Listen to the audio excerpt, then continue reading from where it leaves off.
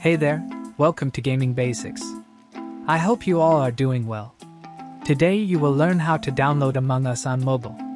Before I start this video, be sure to subscribe to this channel and do not forget to click on bell icon. So let's begin. First of all, turn on your phone. Click on Play Store.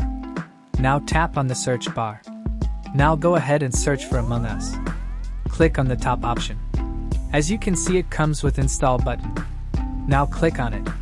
It will go ahead and verify it, and it starts downloading. So, once the game has finished downloading and installed, we can go ahead and close the Play Store. Go ahead and press the home key. Now swipe up. And you can see on the screen, we now have Among Us game installed. So we tap on that. It will go ahead and bring up the game here, and you can start playing Among Us on your mobile. At the first time opening of the game, it will ask you download a bit of additional file of game. You just have to tap the accept button there. It will go ahead and download the additional updates. And you can start playing from there. I hope you guys like this video. I will see you in the next one. Thank you guys for watching this video, and make sure to subscribe this channel and don't forget to hit the bell icon.